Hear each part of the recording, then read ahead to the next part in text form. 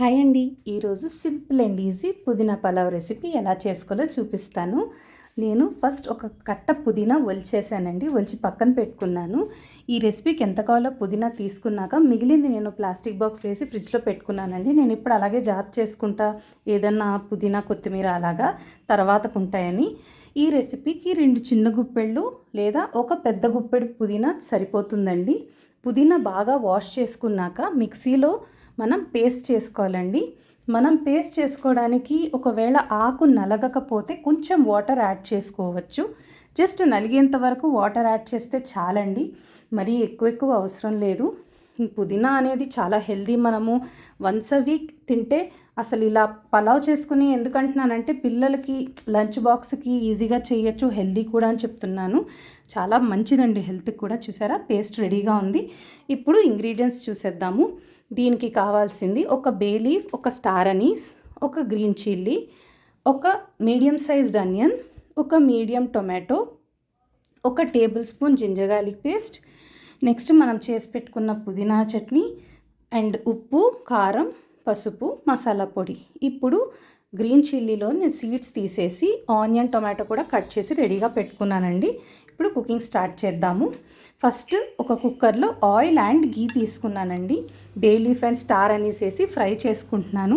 Star Anees పలావ్స్కి ఎందుకు add చేస్తానంటే అది యాక్చువల్లీ మంచిదండి. మనకి అరగడానికి, కడుపులో మంట రాకుండా ఉండడానికి హెల్ప్ చేస్తుంది బే లీఫ్ ఎప్పుడైనా. వేరే మసాలాలు మేబీ మనకు మంచివి కాకపోవచ్చు, కానీ బే లీఫ్ మాత్రం చాలా మంచిదండి. సో నేను పలావ్స్కి ఎస్పెషలీ వేస్తాను. నెక్స్ట్ గ్రీన్ చిల్లీ వేసానండి. గ్రీన్ చిల్లీ వేగిన తర్వాత నెక్స్ట్ ఆనియన్స్ వేసుకున్నాను.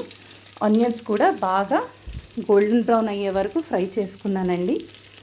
యాక్చువల్లీ ఈ రెసిపీకి టైం టేకింగ్ అంటే ఓన్లీ పుదీనా ఒలవడం, కడగడం మాత్రమే అండి. మిగిలిందంతా చాలా ఫాస్ట్. ఎందుకంటే మళ్ళీ ఎక్కువ వెజ్జెస్ కట్టింగ్ ఏమీ లేదు. పుదీనా డైరెక్ట్గా మనం మిక్సీకి వేసేస్తాం కదా. ఆ చట్నీ టైప్, చట్నీ అంటే చట్నీ కాదు, పేస్ట్ అనుకోవచ్చు. పుదీనా పేస్ట్ రెడీ ఉంటే మనం వండేసుకోవచ్చు. చాలా ఈజీ లంచ్ బాక్స్ రెసిపీ అని చెప్పచ్చు మీరు.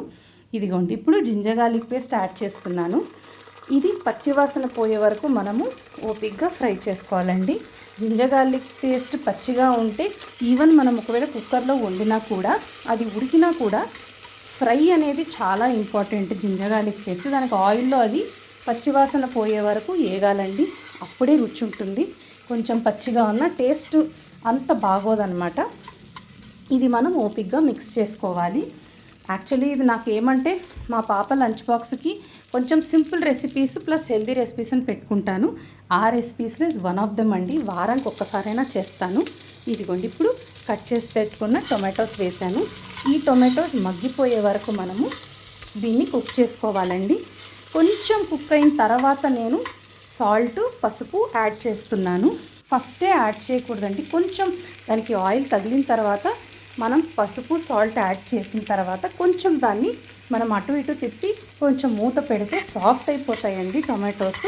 అక్కడి నుంచి మనకి కుకింగ్ కొంచెం ఫాస్ట్ అవుతుంది. అదిగోండి, నీట్గా మిక్స్ చేసేసుకున్నాను. ఇప్పుడు మూత పెట్టి కాసేపు ఆగి చూస్తే చూసారా ఎంత బాగా ఫ్రై అయ్యే టొమాటోస్. మగ్గిపోయాయి కూడా. ప్రెస్ చేసి చూస్తే బాగా సాఫ్ట్గా అయిపోయాయి. ఇంతవరకు మనము ఫ్రై చేసుకోవాలండి టొమాటోస్. సో బాగుంటుందన్నమాట. టొమాటో కూడా గట్టిగా ముక్కలు తగిలితే బాగోదు కదా. కొంచెం ఇలాగైతే సాఫ్ట్ అయితే బాగుంటుంది. నెక్స్ట్ మనం చేసి పెట్టుకున్న పుదీనా పేస్ట్ యాడ్ చేస్తున్నాను.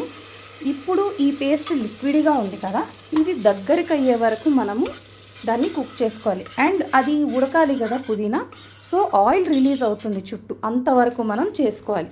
చూసారా, ఇప్పుడు బాగా మరుగుతోంది. ఈ పాయింట్లో నేను కారం యాడ్ చేసుకున్నానండి. కారం అండ్ మసాలా పొడి యాడ్ చేసుకున్నాను. యాడ్ చేసుకొని దీన్ని ఇంకా బాగా కలుపుకుంటున్నానండి. చూసారా, ఆయిల్ రిలీజ్ అవుతుంది అంటే అది బాగా కుక్ అయిపోయింది మసాలా.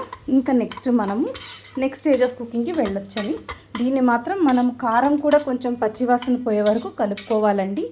బాగా మిక్స్ చేసుకుంటే ఇప్పుడు చూసారా ఆయిల్ ఎంత బాగా రిలీజ్ చేస్తుందో మీకు అంత చుట్టూ కనపడుతుంది. చూసారా, అంటే బాగా కుక్ అయిపోయినట్టు. ఇప్పుడు నీట్గా మళ్ళీ కింద ఏదైతే అంటుకుందో దాన్ని లైట్ స్క్రేప్ చేసేసి అలా చేస్తున్నానండి.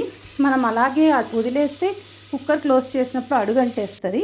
ఇప్పుడు రైస్ అండ్ వాటర్ వేసేసుకుంటున్నాను. వేసి దాన్ని కొంచెం పొయ్యి హైలో పెట్టి వాటర్ మరిగే వరకు వెయిట్ చేసి ఉప్పు సరిపోయిందా లేదా చూసి అప్పుడు కుక్కర్ లిడ్ క్లోజ్ చేయాలండి. ఫస్ట్ మొత్తం కలుపుకుంటున్నాను, చూసారా? ఇప్పుడు స్లోగా మరగడం స్టార్ట్ అవుతుంది. ఇప్పుడు బాగా మరిగిపోతే నాకు కొంచెం ఉప్పు తగ్గిందనిపించి యాడ్ చేసుకున్నానండి. యాడ్ చేసుకొని కుక్కర్ లిడ్ క్లోజ్ చేశాను. చూసారా ఎంత బాగా వస్తుందో. అసలు ఆవిరికి ముందు కెమెరా బ్లర్ అయిపోతుంది, ఇంకా మళ్ళీ అలాగని నేను చూపిస్తున్నాను. అసలు స్మెల్ అయితే సూపర్ ఉందండి ఓపెన్ చేయగానే. ఇది నేను మా పాప బాక్స్కి పెరుగు చట్నీతో ప్యాక్ చేస్తాను ఆఫ్టర్నూన్ కానీ స్కూల్ లంచ్ కోసము. చూసారా ఎంత బాగా కుక్ అయిందో. నేను 3 విజిల్స్ పెడతాను. మా పాపకైతే బాగా ఇష్టం అండి, వన్స్ a week తింటుంది. చూసారా? మీరు కూడా తప్పకుండా ట్రై చేసి ఎలా వచ్చిందో నాకు చెప్పండి. నా వీడియో కానీ మీకు నచ్చినట్టయితే please like, share and subscribe. Thank you.